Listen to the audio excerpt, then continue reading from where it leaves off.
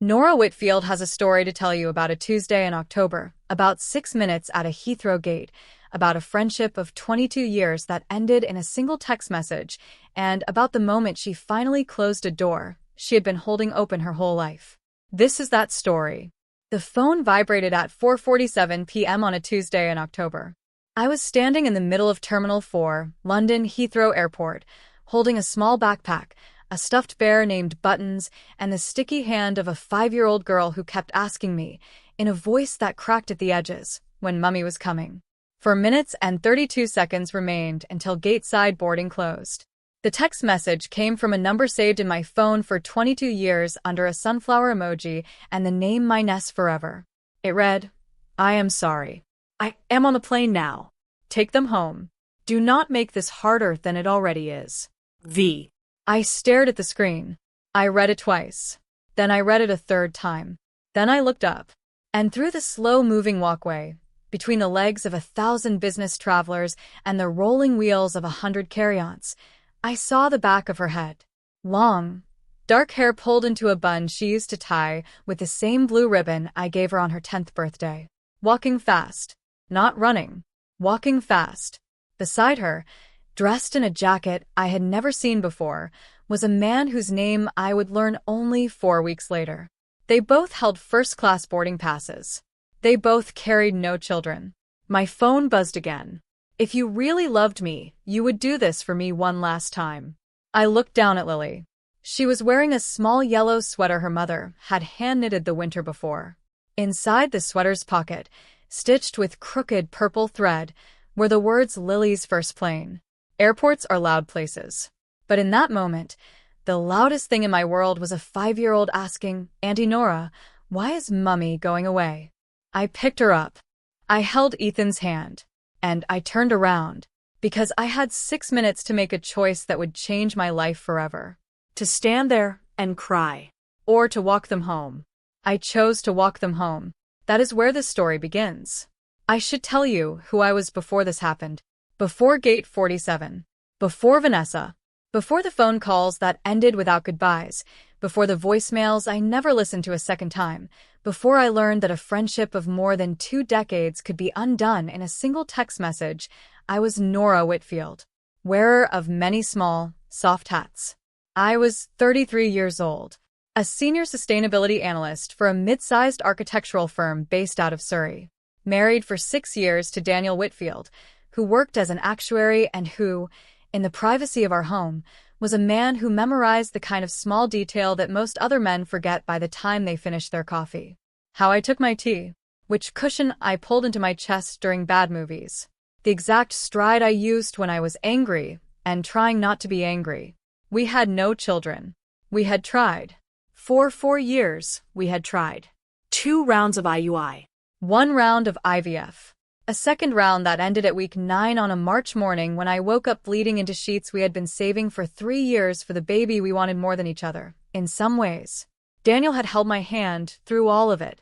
When the second doctor finally said, kindly but with that small clinical look in his eyes, that the odds of a successful 3rd round were roughly 15%, Daniel had said, "Then we build a beautiful, deliberate life around the 2 of us."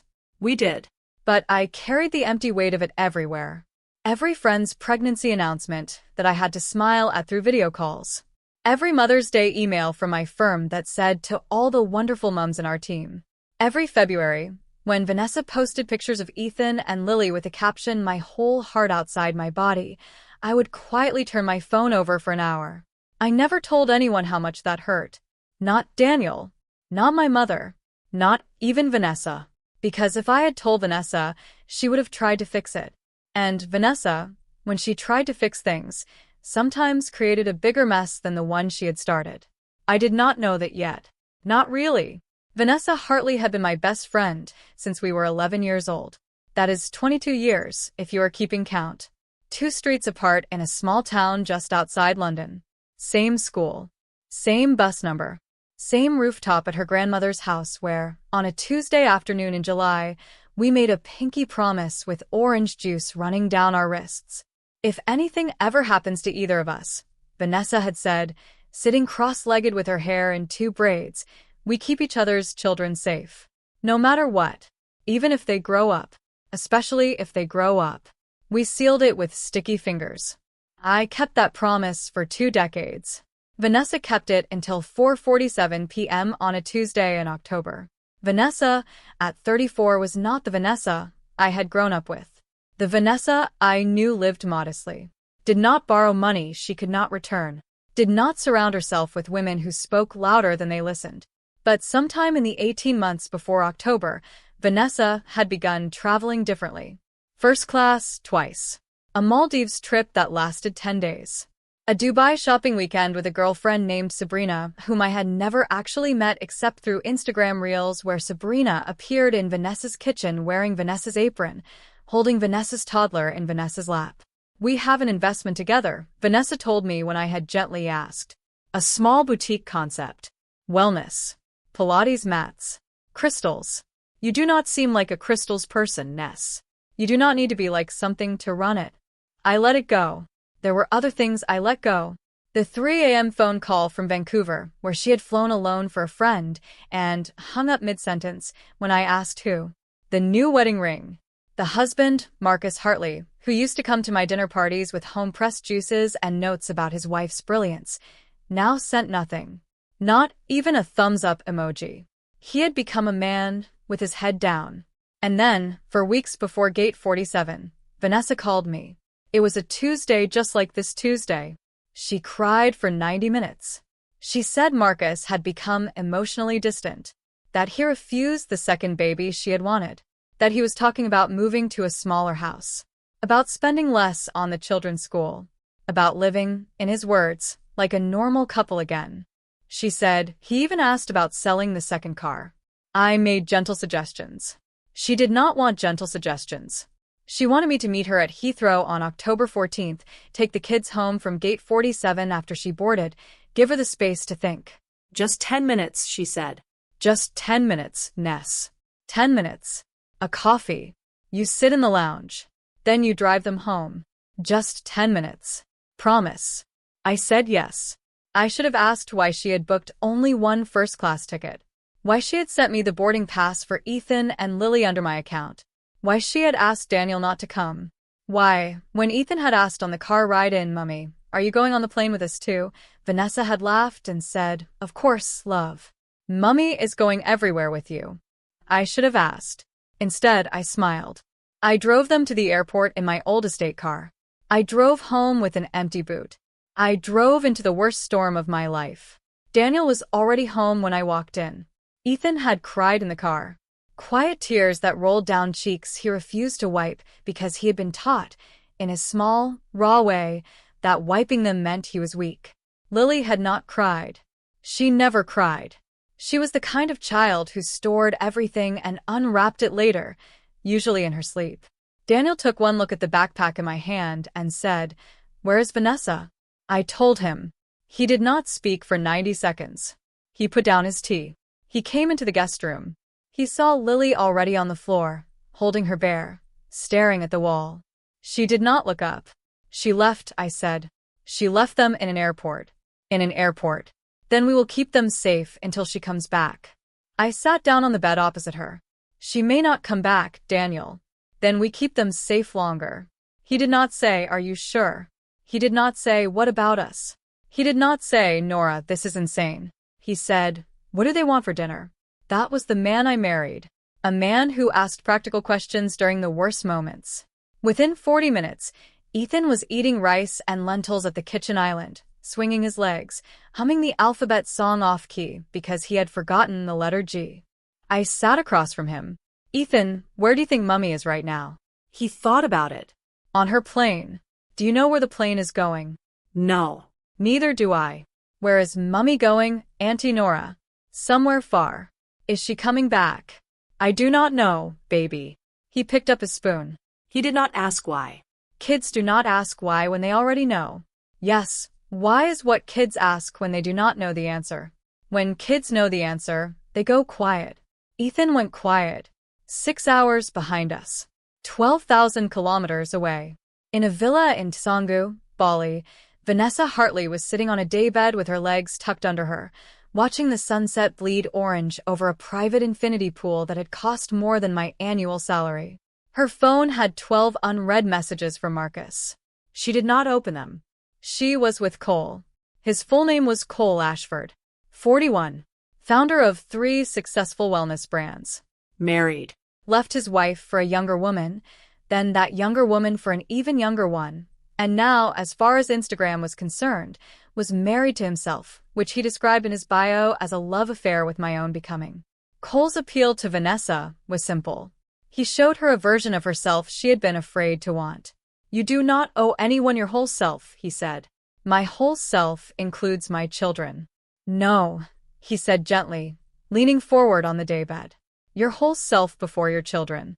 The self you were when you were 14 and dreamed of being a doctor, a creator, an artist. The Ness who never got to live because you made Marcus your purpose. I chose my children." You did. "And it is the most noble thing a mother can do. But it is not the only thing you can do. You are allowed to be a mother and a woman, not one or the other." Vanessa sat very still. That sentence had been missing from her life for 15 years.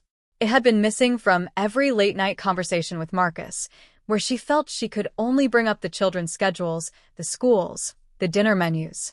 It had been missing from every conversation with me. Cole had found it. Or, more precisely, Cole had manufactured it. Cole manufactured a lot of things. The luxury goods on display in the villa that belonged to his ex. The pilot friend who had upgraded them to first class using his therapist's frequent flyer miles. The brand new identity Vanessa was wearing like a new coat. Vanessa, with her phone on silent beside her, did not call her children once that first night. Not once. She did not ask Ethan how his soup had tasted. She did not ask Lily what she had dreamed about.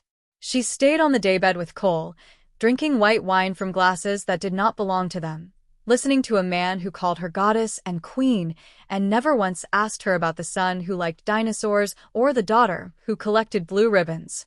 That is the first red flag of any woman who is about to lose herself. A man who never asks about your children. 3 days after the airport, I sat at our kitchen island at 2 a.m., with both children asleep for the first time since they had arrived. Daniel sat across from me. "We have to unpack their suitcase." I know. We unpacked. Clothes. Toothbrushes. Extra socks. A small photo book with pictures of Vanessa, Marcus, and the kids. A hand-knitted yellow sweater. A small bottle of perfume Vanessa had used since university. And at the very bottom, wrapped in a small leather pouch and sealed with surgical tape, was a black moleskine notebook. I opened it. Inside, in Vanessa's looping, careful handwriting I had known since she was 11, was a 68-page document. A blueprint. Not for a wellness brand. For the abandonment. The days were numbered. The locations specific. The children's wardrobes laid out by date. The route from the M25 to the airport gates. The psychology. The texts. The manipulations. The deliberate choice over months of whom to disarm. Page 4, handwritten. "Nora will believe the 10-minute story because she trusts me. I will tell her Marcus is being emotionally distant and that I need a moment to breathe. Her instinct will be to help me. I can use that." Page 12. "The kids are an inconvenience on this trip. Cole is allergic to children. Do not tell him. Do not bring them up. Do not make him choose. He has chosen me." Page 21. "If Daniel calls, ignore him. He will try to make me feel guilty. Use guilt only as a tool, never as an emotion I have to sit with." Page 28. Instagram. Sunset Reels, no kids. Soft launch the healed Vanessa narrative by week 2. Caption, 34. Unbothered. Unbroken. Unapologetically me. Tag wellness influencers. Use mother of 2 as a tagline to show I am not a bad person, just a tired one.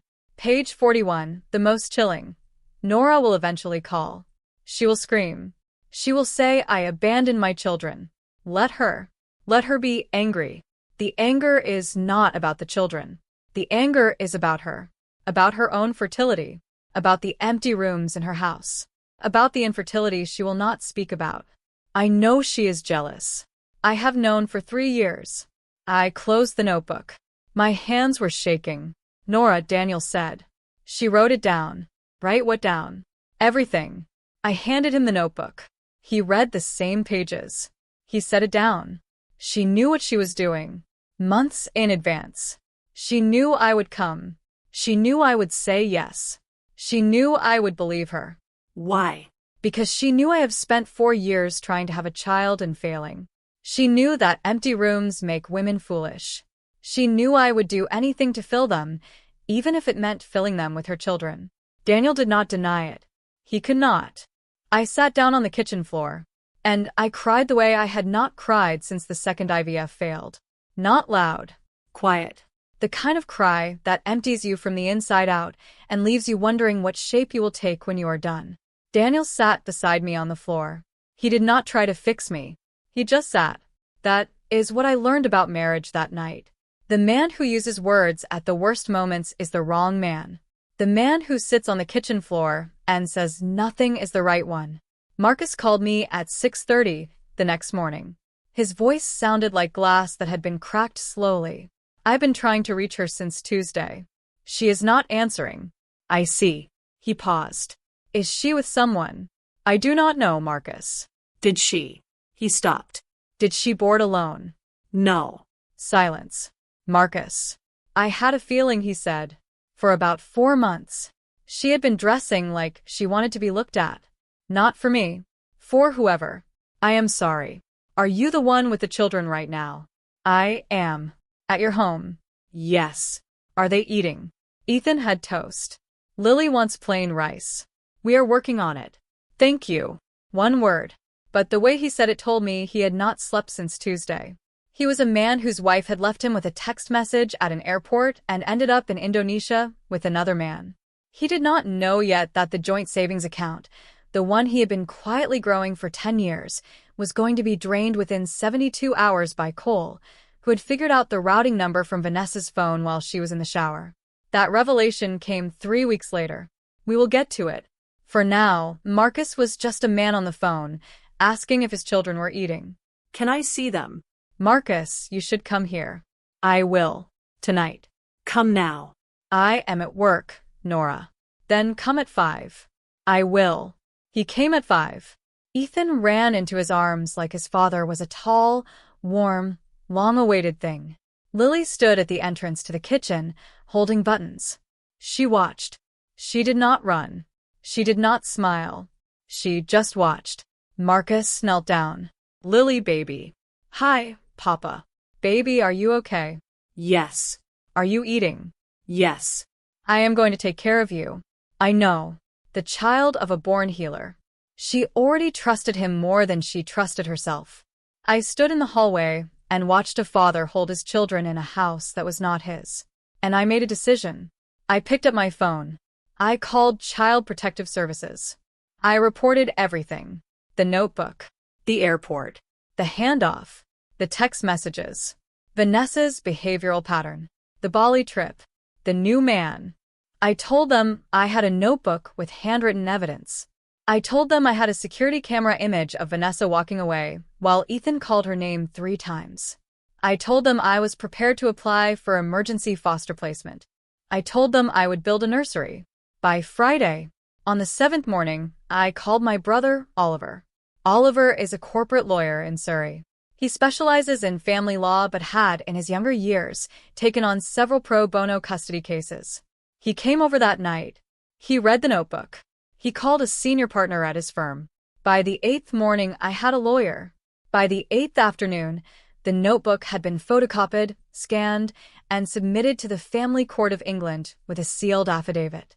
By the 8th evening, Vanessa's Instagram followers, who had spent 10 days admiring her Bali glow-up and quietly copying her caption of "Unapologetically me," woke up to a notification that her account had been compromised. That was our version of a controlled leak.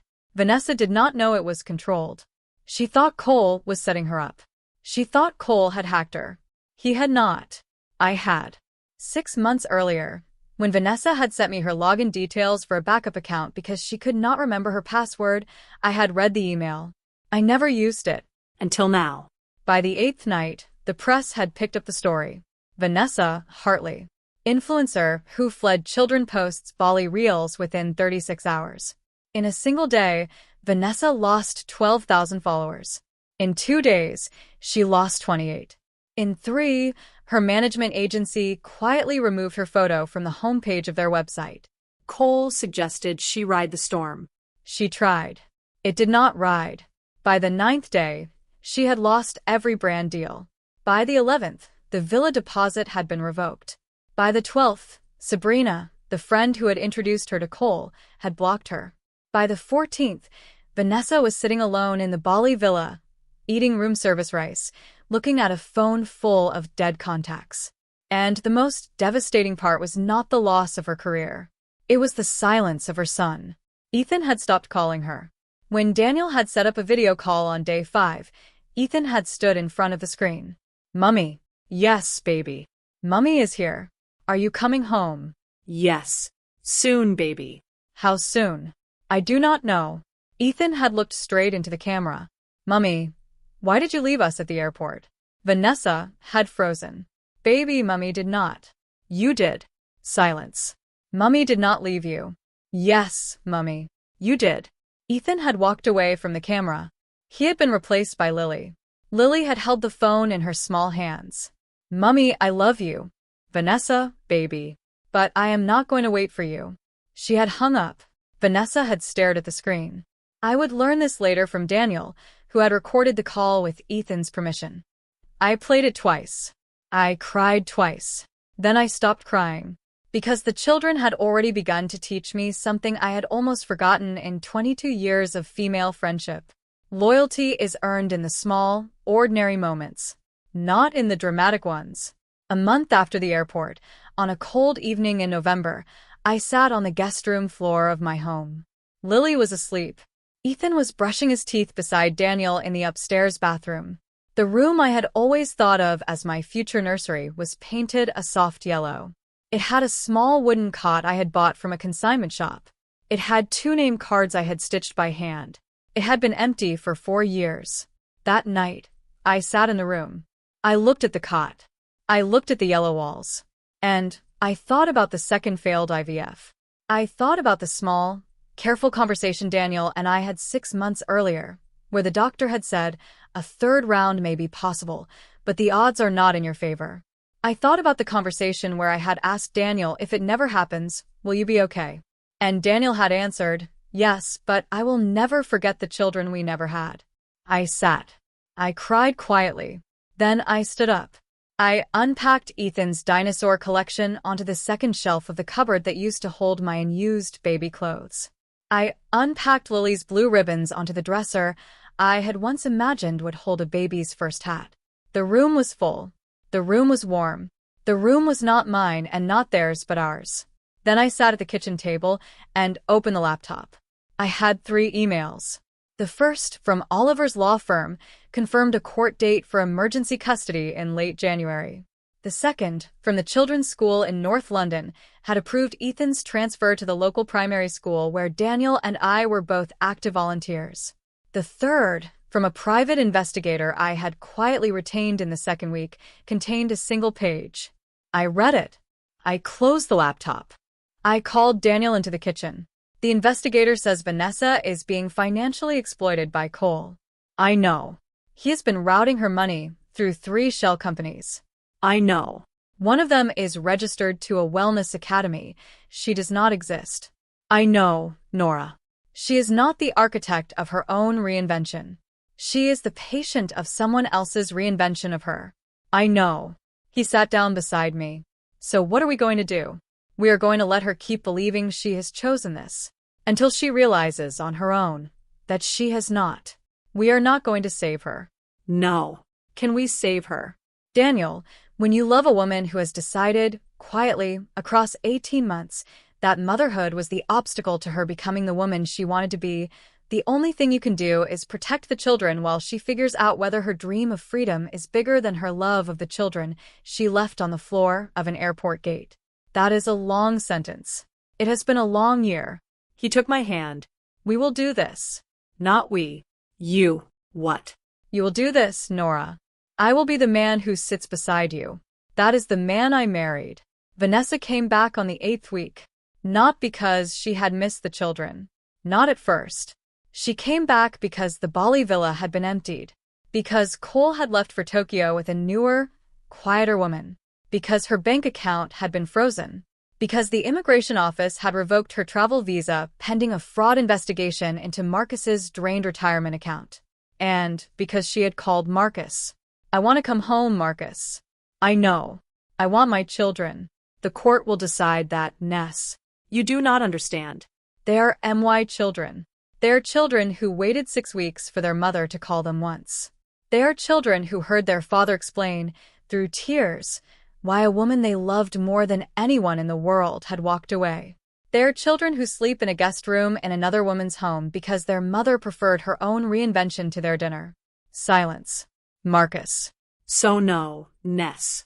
They are not your children anymore. They are children who belong to themselves. You will need to earn them back. She came home.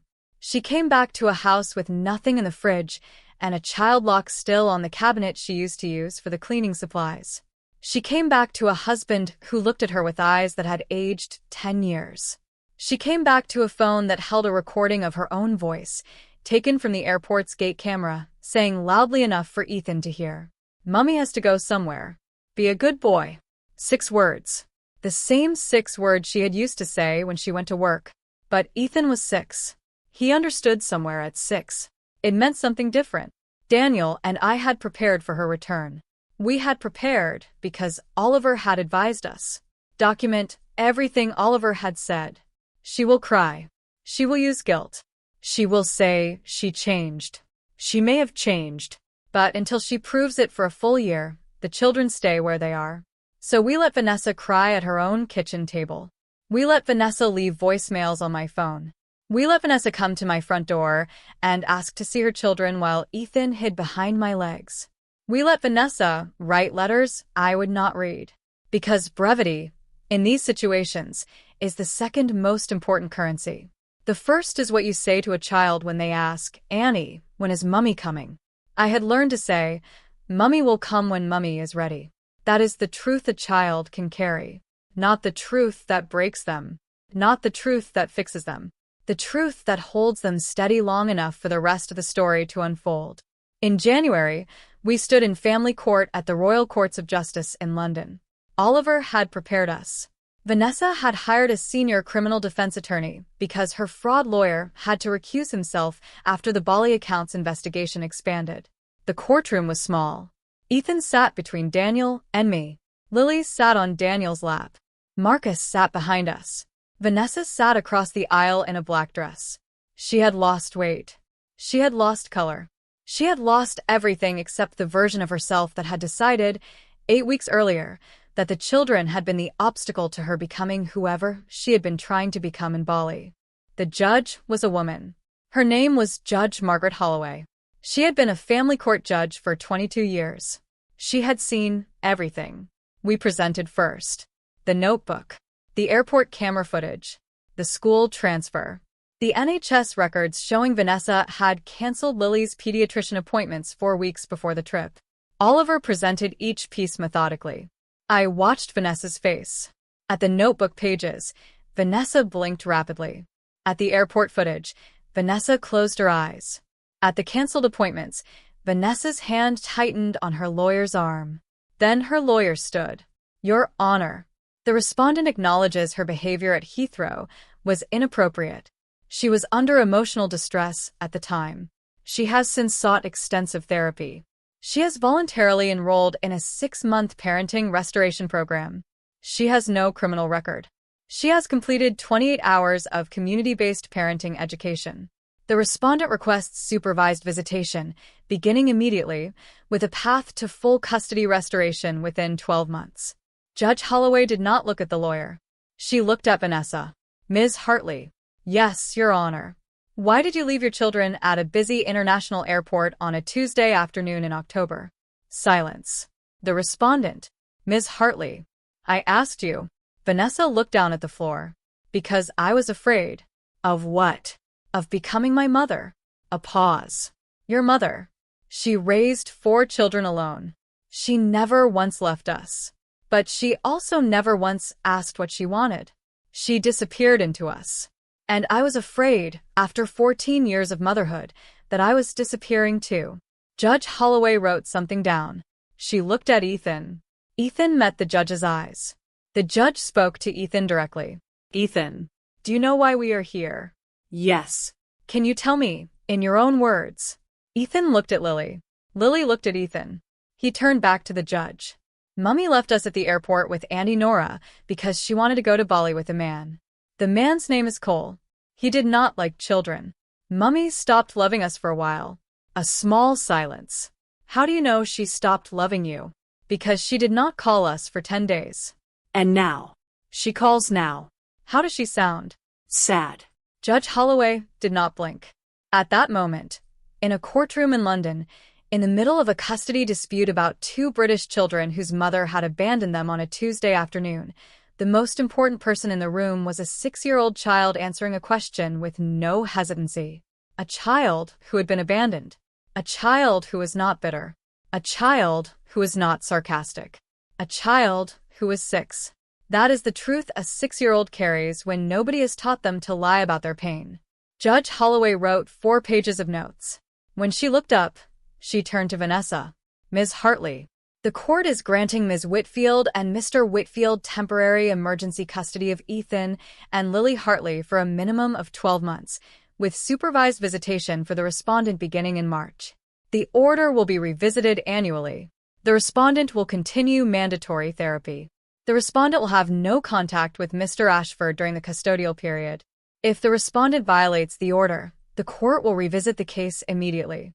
Custody restoration will not be granted absent evidence of a sustained behavioral change for a full year.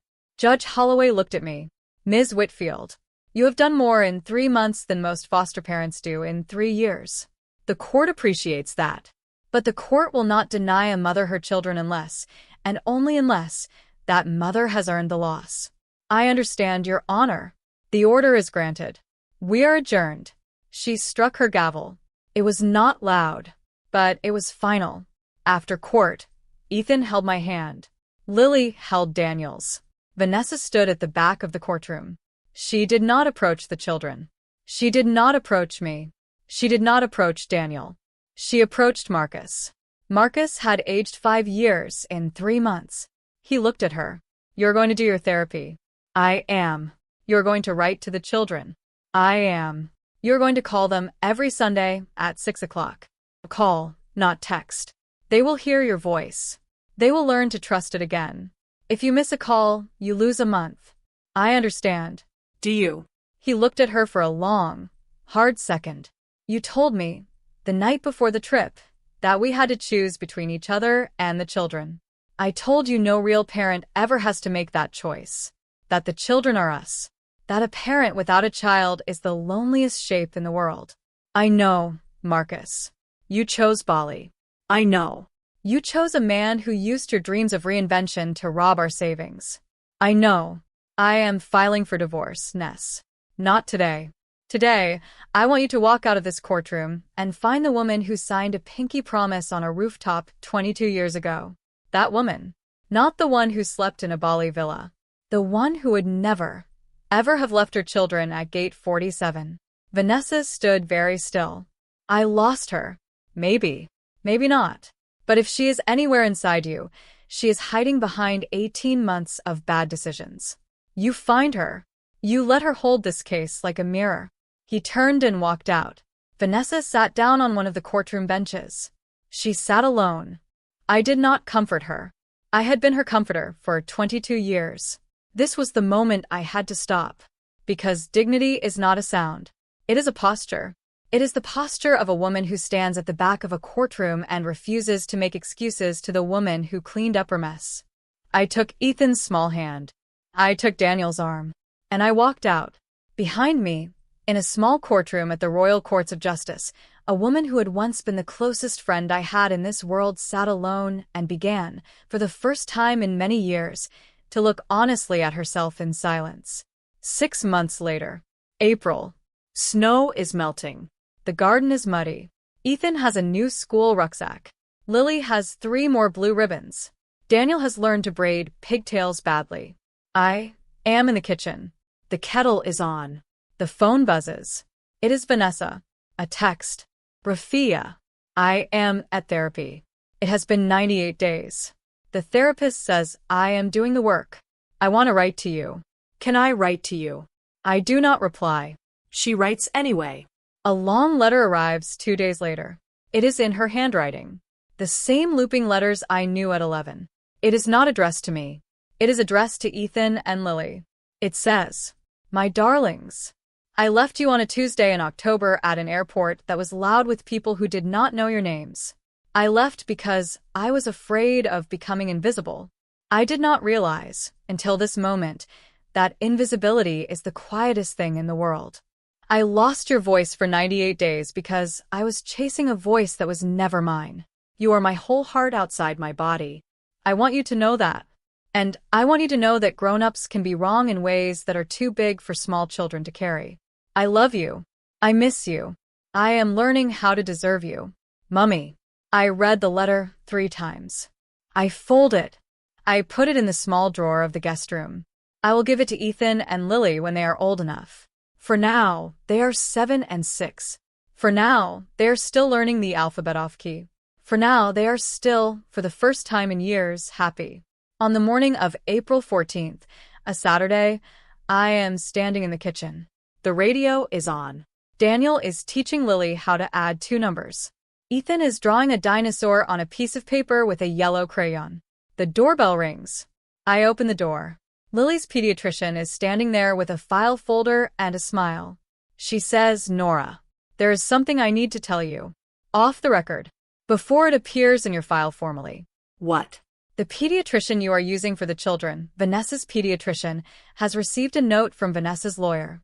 Vanessa has formally requested to begin supervised visits with Ethan and Lily. That note was filed with the court yesterday. As part of that filing, the lawyer requested an updated developmental assessment of both children. I know. The assessment came back this morning. And? The pediatrician smiled. You already know what the assessment says, Nora. You are the one who helped these children thrive. She handed me the file. I held it. I nodded. I thanked her. I closed the door. I walked back into the kitchen. Daniel looked up. Lily looked up. Ethan kept drawing his dinosaur. Daniel. Yes. What was it? Just a reminder. I set the file beside the kettle. Then I sat down at the kitchen island. And for the first time in 6 months, I cried. Not because I was sad. Because I was, finally, after 22 years of a friendship that had cracked at the edges and a body that had failed me in the ways a body can fail a woman who wants a child of her own, I was whole. Whole in a way that did not require a child of my own to make it true. Whole in the way a woman becomes whole when she lets go of the version of herself that was shaped by other people's expectations. Whole because 2 children called me auntie and meant it. Whole because the door between the kitchen and the guest room was closed, and I was the one who had decided when to open it. Whole because my husband sat on a high chair in the middle of a kitchen, helping a 5-year-old learn to count, and that not Bali, not wellness, not freedom, that was the most valuable thing in this world. The phone buzzed one more time. This time it was an unknown number. The text message read, "You saved my children. I wish I had saved myself first." I did not reply. I did not need to. Some doors do not need to be reopened. They only need to be respected as the women who close them. I set the phone face down on the counter. Ethan looked up from his drawing. Auntie Nora. Yes, baby. Can we go to the park today? Yes, baby. We can go to the park today. I picked up the yellow crayon I had been holding. I sat down at the table. I drew a yellow sun in the corner of his dinosaur paper. He smiled. Lily smiled. Daniel smiled. And for a moment, in a kitchen in Surrey, on a Saturday morning in April, with coffee brewing and a pediatrician's file on the counter, and a yellow crayon in my hand, and the ghost of a friendship that almost destroyed me tucked carefully into the small drawer of a guest room that used to be my nursery, everything in the world was, finally, exactly as it should have been. Not perfect. Not the way I had once imagined. But, somehow, exactly as it should have been. Vanessa Hartley, I am not writing about her. I am writing about her friend, who, on the last page of the file, wrote in red pen, Vanessa Hartley lost the right to call this her home the minute she walked away from her own children in the middle of an airport. What she lost, she will spend the rest of her life trying to earn back. She may earn it. She may not. That is not my burden to carry anymore. My burden is making sure Ethan Hartley and Lily Hartley, Nora Whitfield, still believes in the version of kindness that does not tolerate cruelty. I am closing this file, not because I am done, but because I am finally free. The next chapter will not have her name in it. That is the line. That is the dignity. And that, finally, is the answer to the 6 minutes I had been standing in at gate 47 at London Heathrow Airport on the day she walked away.